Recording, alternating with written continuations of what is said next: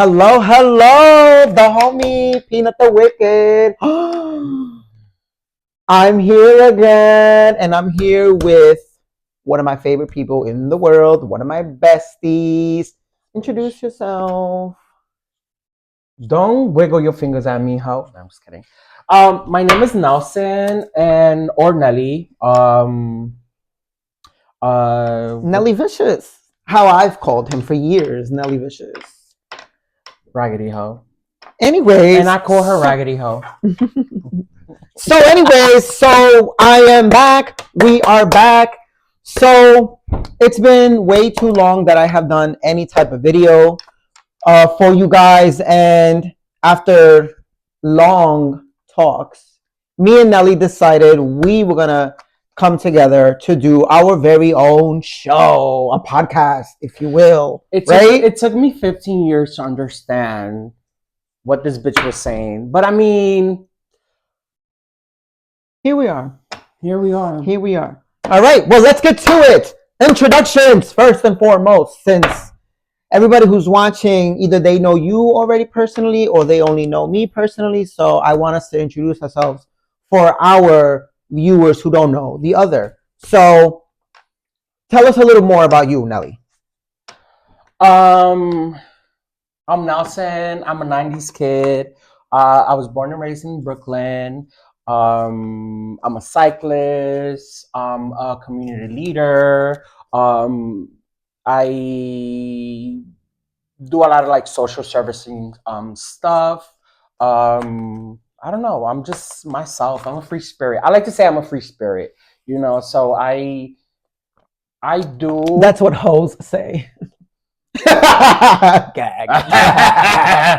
Choke on that water, hoe. But I mean, I'm just myself. I flow like the fucking river. She flows with the flow like a dead fish. But anyway, so for the ones who don't know me, my name is Jesus. A lot of my friends in the past call me Peanut. A lot of like people these days call me just by my first name because of my job. So, everybody, because of the fucking job, I didn't want to curse, but everybody basically knows me as Jesus. You can call me Peanut. I am born in Jersey City, raised mostly in Staten Island, the forgotten borough. I did grow up in Newark a couple of years. Yeah, I like to say New Jersey and Staten Island are my homes because I grew up both. But Staten Island is mostly where I grew up. She didn't have to grow that much, she didn't grow that much, to tell you the truth, but... Hilarious. So let's talk a little bit about how long we've known each other. How long have we not known each other? Do you remember how old you were when we met? I remember that I used to have a MySpace page. Oh yeah, we met in the MySpace days. Yeah, and then that was in 2008, I believe, that we met through MySpace. This bitch added me because she thought she was the shit, and then she saw how fabulous I was, and she wanted to befriend me. But shortly that she knew that we're gonna be really good friends. Yes. So yeah, we met through MySpace. Then we stopped using MySpace in 2009. I made my Facebook. We started chatting through Facebook, and then we ended up meeting up. So that was since 2009, actually. Yeah.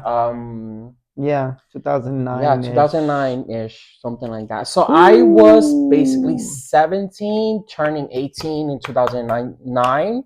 So I know this bitch, this raggedy, nasty, old, dusty hoe. Anything else? Since 2009. Yeah.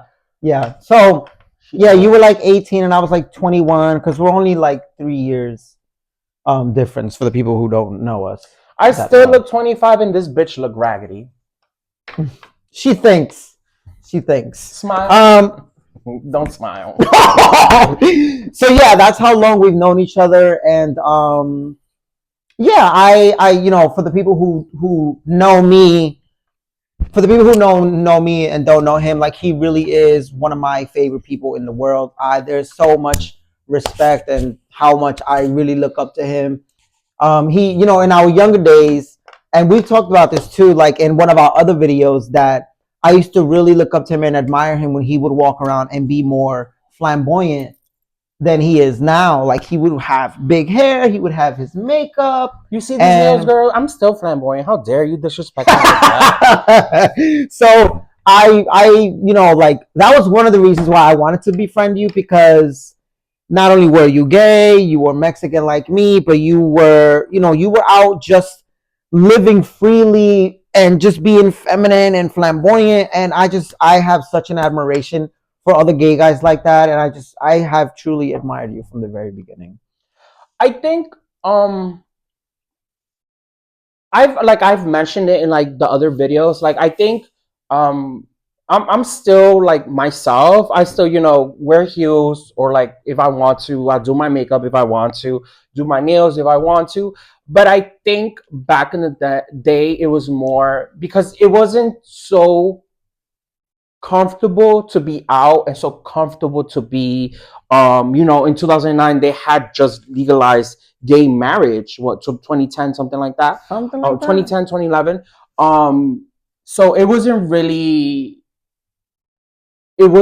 out there. Media really didn't have so many LGBTQ representation. Yeah, especially for us brown people. So I think the reason that I was overly the top, I wouldn't say overly the top, I was just like myself, but a lot more extra.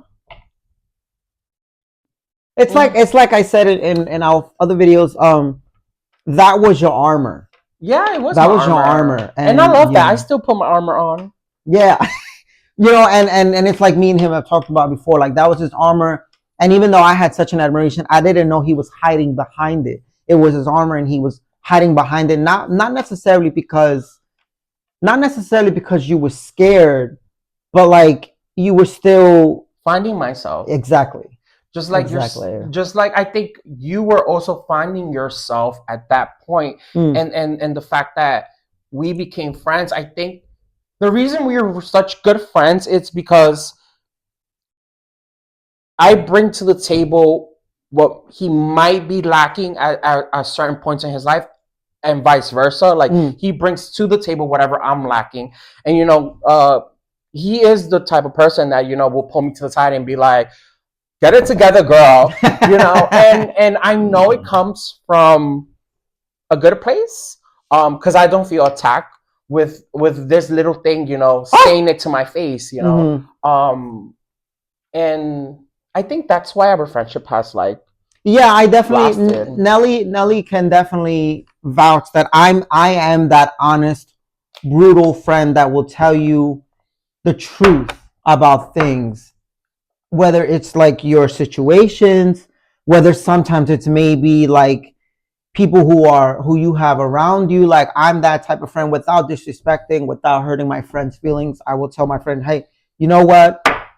Sabes que, as the Mexicans would say, like, I don't know about this. Maybe you can go about it differently. Like I am that friend. And sometimes, and he'll tell you, like, even though, for those who don't know me, I'm actually really short, as he keeps mentioning, really short. I'm only 5 foot. And even though I'm so little next to him, I am a lot to handle. He can tell you, and my friends watching can attest to that. His height is the height of 3 water bottles. That's a good one, bitch.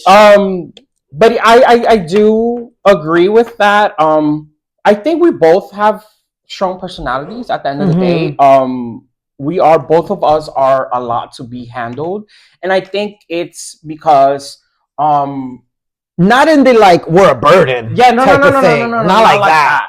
I think it's more to handle as in like we have big personalities, and a lot of people they gravitate, but they also like there's certain people that get insecure when they're around us. And before I used to, I would want people to be friends with me, like even if they didn't like me, I would like, why you don't like me? But now I don't care.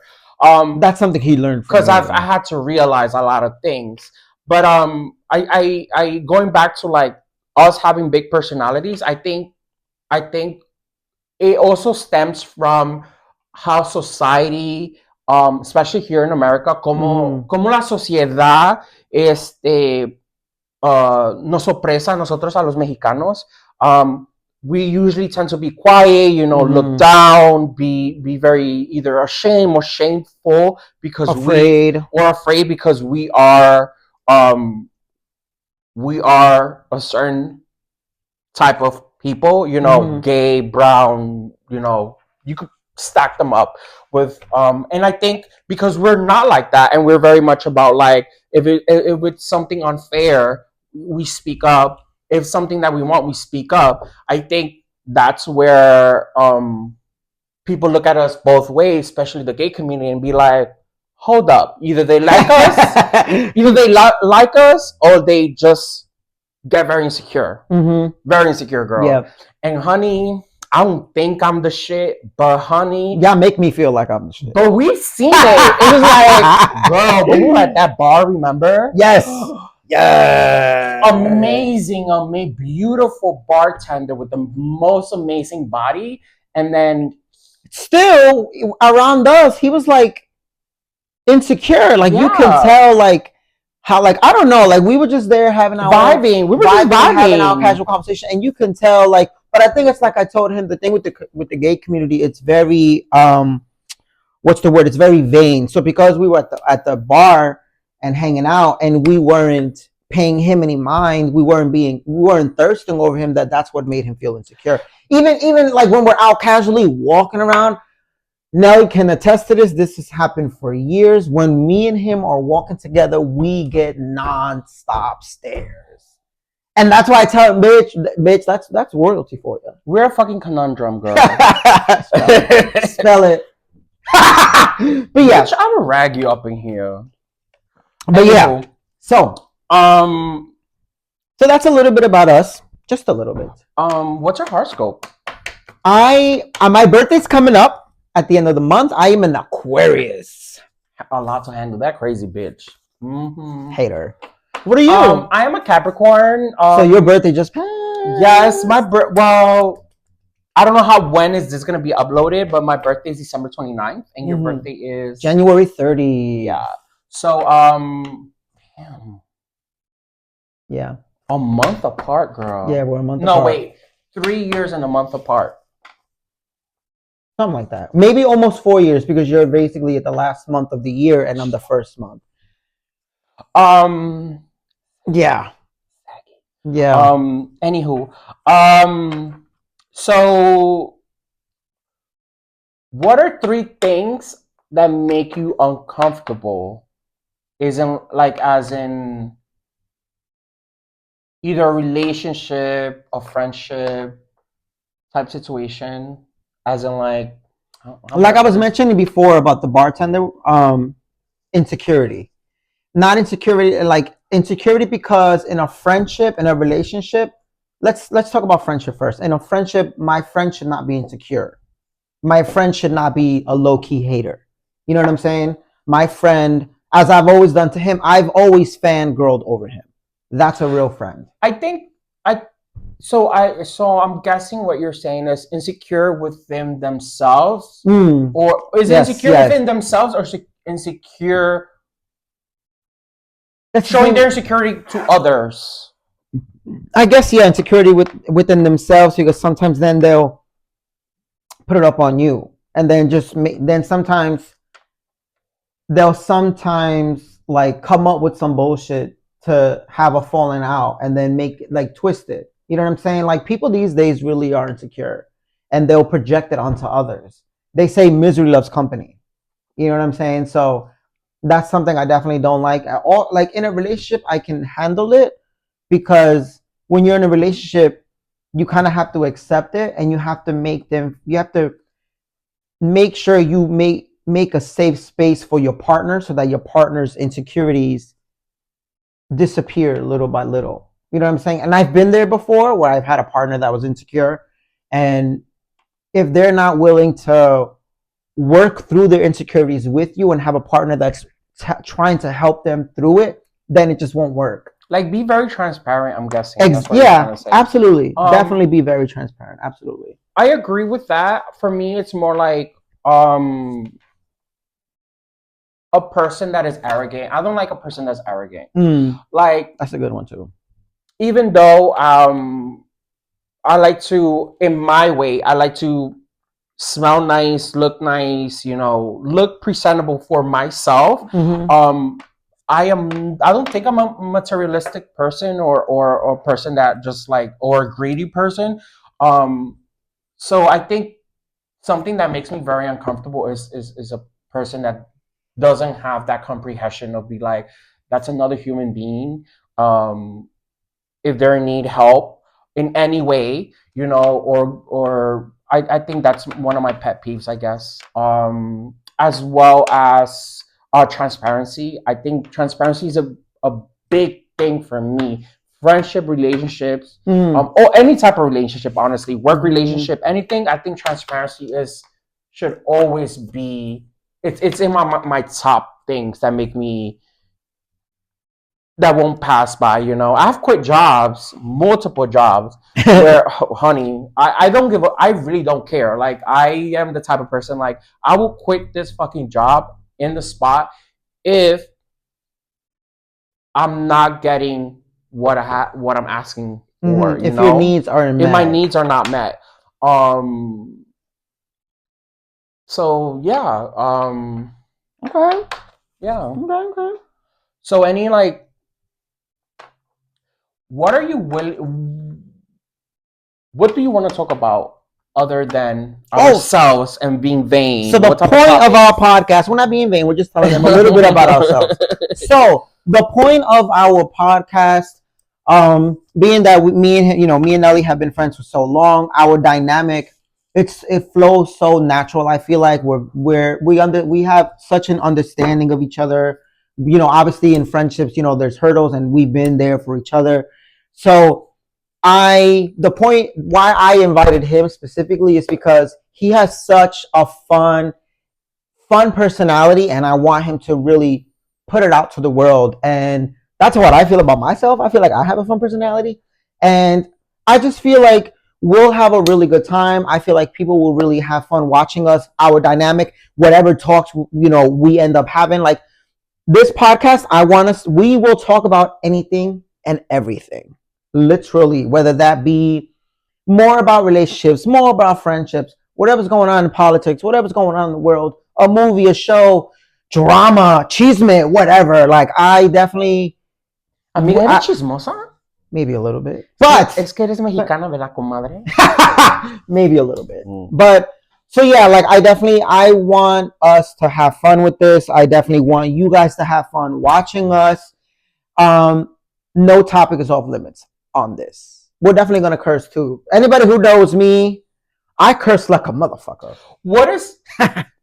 But we might have to bleep you on YouTube. We might have to, like, maybe. But anywho, what are your aspirational goals, or like your goals when it comes to like this? The podcast? Yeah. Podcast. Well, there's a lot of opportunity that can come if, let's say, we keep having fun with this and we keep growing, we keep getting more support from you guys. There's a lot of opportunity that can come with it. There's lots of really popular and really famous podcasters out there who, they're out in the world. They're out in the world and they're making money, and that's something that who doesn't want to do that? I definitely want to be out in the world. I definitely want to make money. I want you to have money for your facelift. So that's what I want. The long-term girl, like something I have said years in the past too, and me and you have talked about, I would love to have like my own talk show and have different guests. Like, I feel like the type of personality that I have, I almost feel like I can mesh with anybody and have a good conversation with anybody, as long as, like you said, you're transparent, as long as you're not insecure. So talking about, like, you want to have your own talk show. So do you want to be a Cristina or a Jose Luis? That's a good one. Tell them who Jose Luis is.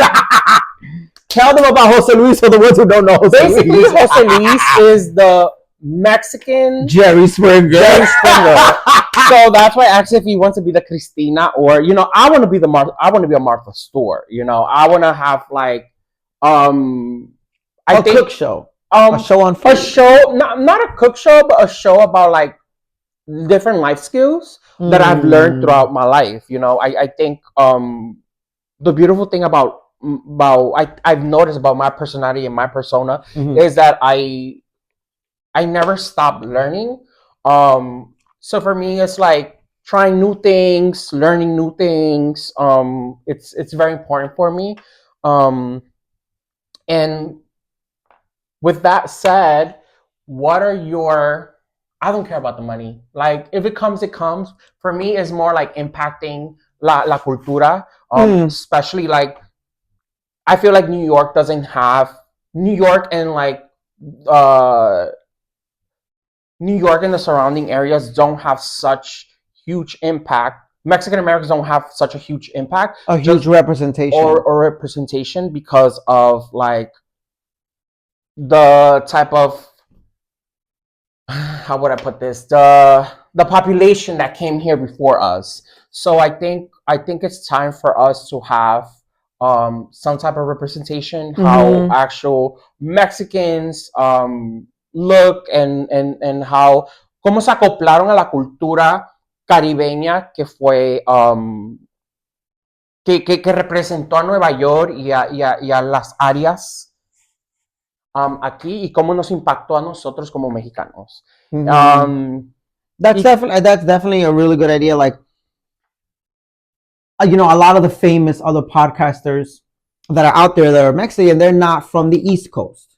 They're not from the East Coast. They are from like the Californias, the Texas, and they are even they're different from each other. And then there's the East Coast Mexicans, and we're also very different. The way we grew up is different. Our customs, even like culture, even like where our roots come from in Mexico are different than the ones from over there. Like most of like the Mexicans in New York and New Jersey on this side, they're from Puebla, they're from Mexico City, or they're from Oaxaca, like me. Where's your family from? My family's from Puebla. From el estado de Puebla. We're from a town that is basically the third factor for sugar in this side of the world. I didn't know We're in third place, which is Izúcar de Matamoros. And there's like a huge like it's all fields with like sugarcane or any type of plantations, and we basically produce like we're in the top 3 that we produce more sugar for either Mexico, United States, Canada, as well as South and Central America. Because we actually they send we also produce sugar for Brazil, so it's literally all wow. Okay, excuse me. So I come from royalty. Anyway, so back to the topic of the podcast. Not only do I want us to talk about anything and everything, Nelly is somebody who is, popular, in his neck of the woods. I would like to think that I'm somebody who is very social and knows a lot of people. Girl, bye. So I definitely, with everybody watching, I definitely want you to, I want to have guests, other people to join us to talk about whatever and get different perspectives. I want you guys to see different types of people, different types of personalities, like, and just talk about anything and everything. Because I feel like if we invite other people who think differently or grew up differently, then the perspectives on whatever topic we're talking about could be fun. You know what I mean? So definitely keep that in mind for you guys out there. I have talked to a couple of people. I don't know if you have talked to a couple of people that I have said, I definitely want you to do a video. I want you to be on. And I think you'll be a good addition for an episode about this or about that or what have you. So definitely I want to shout out our friends. The first, our friends that, for example, who know us mutually. You guys, like, I don't know, like anybody who knows me knows like what my friendships mean to me and what my friends mean to me. Like you guys are the family that to an extent that I don't have. You know what I'm saying? Like Nelly is definitely like family that like even though we've known each other for so long, I'm like, where the fuck were you the other years of my life when I needed her? But we came into each other's life when it needed to be. You know what I'm saying? So yeah, definitely shout out to our friends. Oh, I want to shout out my girl, Wicked Baby Doll. Mm-hmm. I definitely definitely want to Hey, shout you out. girl. Like she's part of like she's also another one who I've known probably as long as you, if not maybe a year or two longer. I knew her before she had any of her kids, which is, if I'm not mistaken, I think I'm not going to talk about your kids because I don't know. I feel like maybe your oldest kid is 18, but I feel like I could be wrong. So, but anyway, yeah, let's say I've known her for maybe 18 years, 17 years, or 16 years, or something like that. But she's definitely another inspiration behind my like stage name because my name on all my platforms is Peanut the Wicked.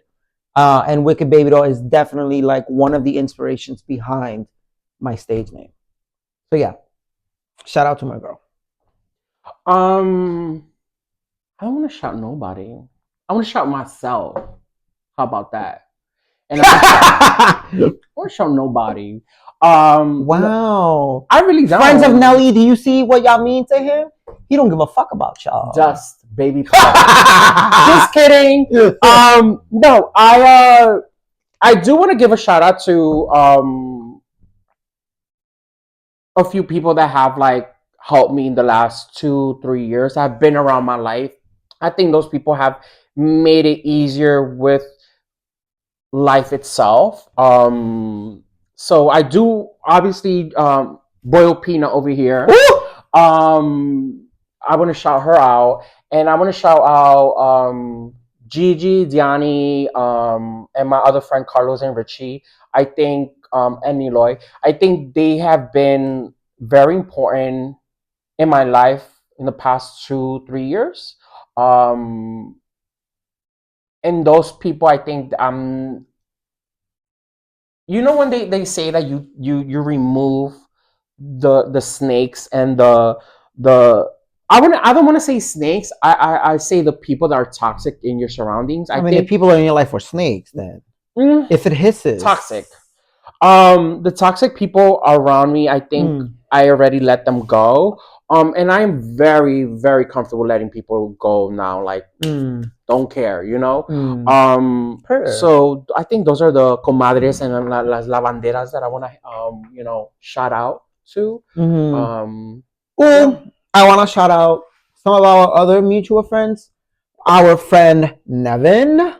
Oh, I love Nevin. Nevin truly is like another person who is somebody that I truly admire, who I have such a respect for. The way he carries himself and the type of person that he is, like he's down. That motherfucker down. But he is also somebody who welcomes you with open arms, somebody who takes no shit, who just who I see a lot of myself in me because he's somebody who wants to see the positive, somebody who stays hopeful. Like Nelly can tell you, our friend Nevin is always smiling, always having fun, always, always talking some shit. Not as much as me, but he really is such a good time. He really is such a good vibe. He really is such a good person. And yeah, he's another one who I've known for, I don't even know, like years. Nelly met him only kind of recently in the last few years. I think maybe during like the COVID time. Yeah, I told Nevin when I met Nevin, like I completely fell in love with his personality, his spirit for who he is, and even though he's straight, I call him my future husband, baby daddy. But like, yeah, I think Nevin. Nevin. I think Nevin came in the right time in my life because at that time, I think I was looking for my spirituality, and I think he made a huge impact um, to me, especially in that time, and he helped me with his wise words. Wise words. Evolve to more me, I guess, you know. And something I told Nevin is that he's gonna do an episode with us. He's gonna be doing an episode or a couple of episodes. I want people to see him, meet him, get to know him. He's such a fun time. He's also like the epitome of like, I've known him for years, and he knew me before I came out, and then he knew me after I came out, and he's the type of straight man. Yeah, he's the type of straight man that never made me feel judged.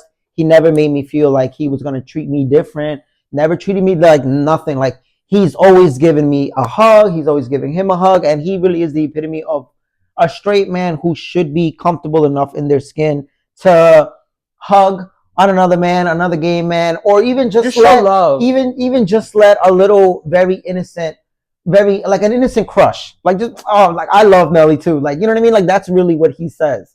Like, he is the epitome of what a straight guy should be. Like, you should show love and not be insecure and not be like feel uncomfortable or like what have you. Like, because like, come on, it's not that serious. It's not that serious. I think you know what it is I think that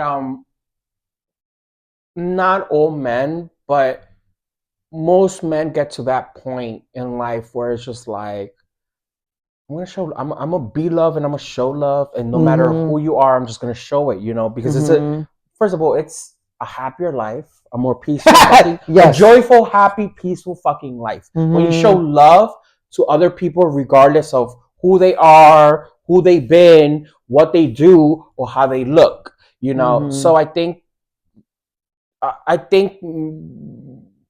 our generation and the younger generation, they have realized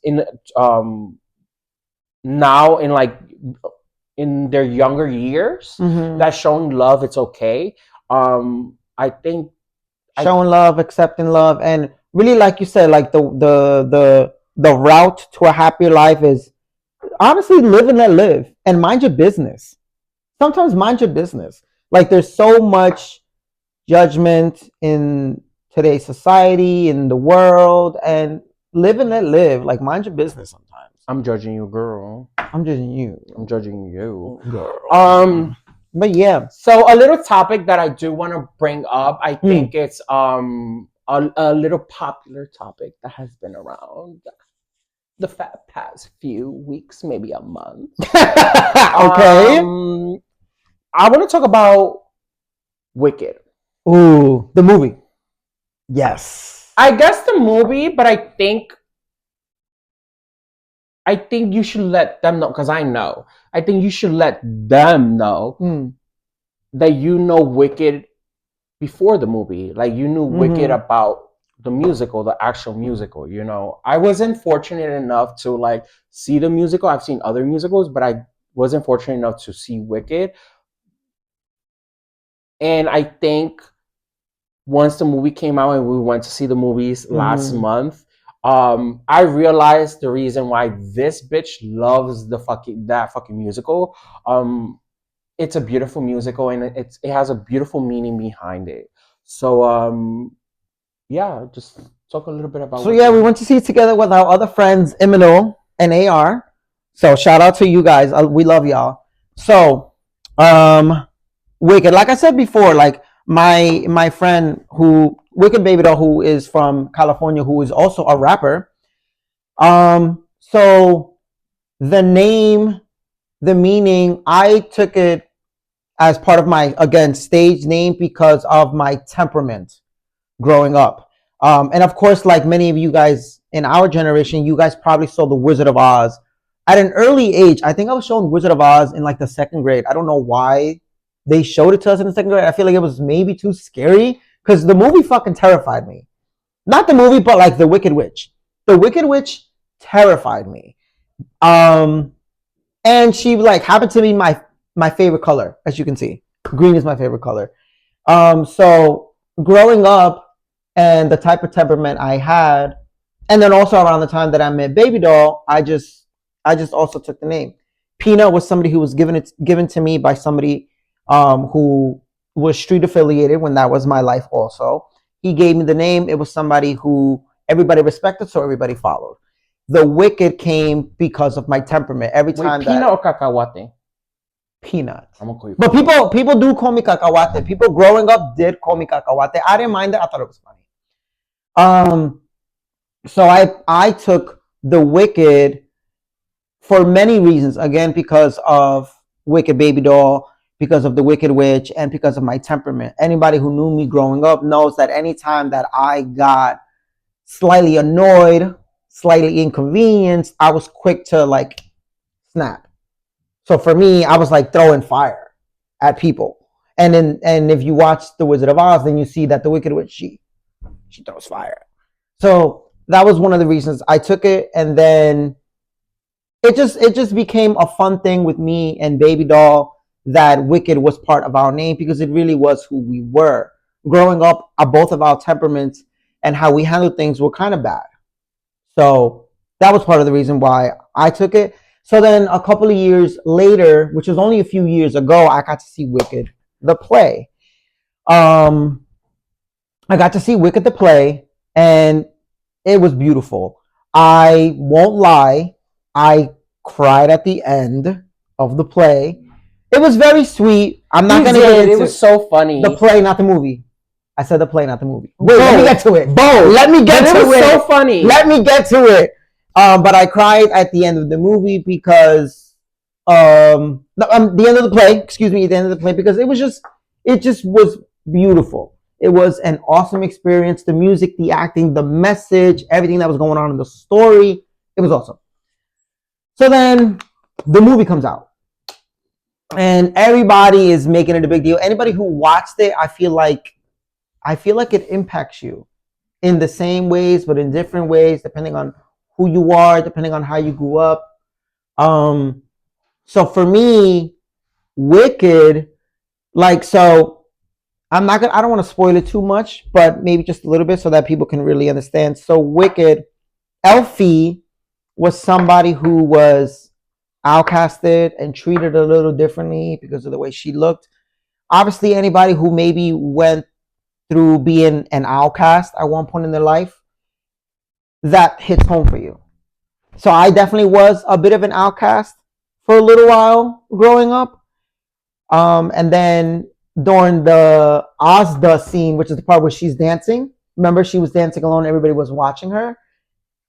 To me, I almost cried during that part too. Like I even thinking about it.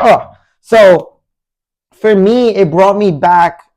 To me, it really brought me back to the times that like I really was the outcast, or that I really was somebody who was bullied, because my bullying experience wasn't a long time, but for somebody who feels things deeply, it still leaves an impact because you feel things deeply. The microphone. Oh, microphone. So again, my bullying experience it wasn't a long time, but it's something that still resonates with me. It's something that I can say, yeah, like it was something that I went through. So in that scene, in that movie, like it just brings me back to that when I was the outcast. But I wasn't bullied in school. I was bullied like in my neighborhood because I was gay. And I was bullied because growing up, I was a little bit more. Because you were a whore. No, a little, like it was, it was very noticeable. Like for, kids are mean. So not only kids, I think people are mean in general. Like I think nowadays people are just fucking mean. Yeah. Before it used to be just kids, but now it's just like everybody's fucking. Everyone's fucking terrible. Y'all need manners. So for me, in that scene, it brought me back to all of those types of experiences where I was bullied, where I was the outcast because I was different. In my neighborhood, I was different because I was gay. No, because I was, with little kids, sometimes when you'll see a little kid who's a little feminine, you're like, oh God, he's going to grow up to be gay. That was me. So my neighborhood kids made fun of me for it. Like they called me homo. So again, like that experience didn't last too long, but it was still something that was impactful because I felt that deeply. So that scene, like, and then even within my family, like there's, sides of the family where I felt I was too different, where I felt I was the outcast. anybody who knows me, who's watching, that, yeah, like my personality is very big. I'm very vocal. I speak my mind. I definitely try to be respectful. Sometimes maybe I will slip out and be disrespectful, but I definitely don't intend to be disrespectful. But in my family, I come from a family that is like me. Like, we have loud laughs and cackles. We speak our minds. We're very sassy. But even among my family, where everybody was like that, I was still the outcast. I was the one that was the problem. I was the one that was the different one. But it's like I've told him, when we talk about family like that, I feel like in my family, people outcasted me and hide behind that, oh, his attitude is just too bad, or his mouth is just too crazy. They were just hiding behind the fact that they didn't want to say that they don't accept that I'm gay. At least that's just my take, because why am I the bad guy and everyone in my family is like me? Why? You know what I mean? But anyway, but that's a different conversation for a different time. So back to the movie. No, go ahead. I mean, how you think has that affected you, being like portrayed as the villain or the outcast in your life now as an adult, like in any relation? You think it has affected you in relationships? I don't feel Therapy session with Nelson. I don't feel necessarily that it had an effect on me, but it definitely made me have a very, and you can attest to this, I have a very I don't give a fuck attitude. Just like he said, I'm also quick to just cut people off if I feel like you're giving me the slightest of like fake shit or two-faced shit or not genuine. You know what I'm saying? Like, it definitely, like, being the outcast, being made the villain, it was something that very early on in my life I accepted, and I loved it afterward. Because me and you have had this talk where I'm like, who the fuck cares? Like, if people like make you the bad one, or if people talk bad about you, like, who fucking cares? Like, to me, it makes me feel like what have I said to you for years? It's the price of being royalty. When everybody talks about you, when everybody looks at you, it's the price of being royalty. That's how I look at it. It's the price of being royalty. But it definitely, I don't feel like Lord it definitely didn't affect me that much, but it shouldn't have. But at a very early age, it gave me a very tough outlook on things and in life. But what I've been telling this girl, for years is that this girl, now that she's a whole, a whole woman, and a whole independent woman, I've told him for also that, like, something that like for me now, I'm learning how to cut people off. Like, recently, I'm just like cutting people off. He has been doing this for a while, and I think now what I'm trying to teach him is that, especially in relationships and certain friendships, not all, but like especially when you're trying to have a significant other or trying to meet a significant other, I think we have to be aware that that person also comes from trauma, and that person also have triggers. So, like, sometimes you gotta meet in the middle. I agree, but let me say this, and this comes from like experiencing exactly what he is saying now. Your traumas, your triggers are not an excuse to treat people like shit. It is not an excuse to throw your misery onto somebody else. And it is okay if you're going through some shit. That is okay. I will never invalidate people's trauma, what they're going through in their head, what they're going through in life, because life is crazy for everybody. But it's just about how you don't take it out on people. And then again, this comes from my family. Like, don't enable that type of bad behavior. Oh, well, they're going through something, so you gotta no, fuck that. Don't enable people's bad behavior. And thank you for cutting me off, because I was gonna get to that point. I just wanted to get it out. She wanted to cut me off. I just wanted to get it out. But I think now what I'm working on is balancing, having balance, where it's just like giving people the benefit of the doubt and chances. Like, I'll give you the first chance, and I'll be vocal that what you did or what you do or how you said it sounded like and made me feel like such and such, you know.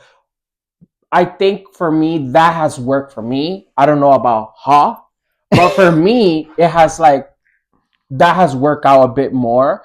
Because girl, in the past 3 years I've been, you know, up and down, and like I've been roughed out, you know, by life. Mm-hmm. So I think also me sitting down and putting myself into perspective and understanding that maybe I was in the kindest to people, and I'm talking from my experience. I was in the kindest. I was in, you know, I was just going through much in my head that I acted a fucking fool certain times. But now that I'm in a better place in my life, I think I'm learning a way to kind of like balance the cutting you off at a certain time when I feel a certain way about you because I've brought it up to your attention. Mm-hmm. You know, I definitely don't think you're wrong. I definitely think I agree with what you're saying. It's not like for me in the past, like when I cut people off, that it was just a the first thing. Because I agree with that. We should definitely give people the chance. I don't much believe in giving people the benefit of the doubt because a lot of times people know exactly what they're doing. So why am I going to give you chance after chance, or even the first chance, when you know exactly what the fuck you're doing? I think that's when us as adults now, as grown independent women or mahers, we have to like, you know, sit back, view, and acknowledge the person or the people we're talking to or having that type of disagreement or interaction and be like, is this person smart enough to understand my explanation of what I'm saying? If it's a no, I'm not even gonna waste my fucking energy or time. Like, that's when I think I cut that bitch off, you know. But aside from that, like, I think we're doing good. I think we're doing good. And with conclusion, all I want to say is que, amiga, estás fea. Estás fea. Estás fea. And you're a hater. You're a bitch ass hater. You're a bitch ass hater. Thank you so much. Please follow us to at the missing component. VTHEE. Yeah, EE. Missing component. Mm-hmm. On Instagram, on TikTok. If they don't fucking ban it.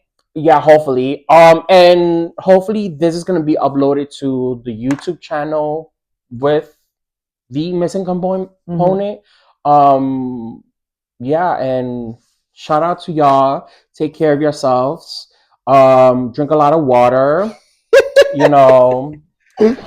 So yeah. Yeah, basically. Thank you guys, honestly, for joining, and I'm really excited to do this with you.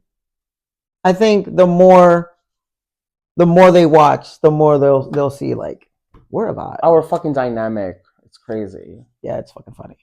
Bye, whore. Alrighty. Bye, bye.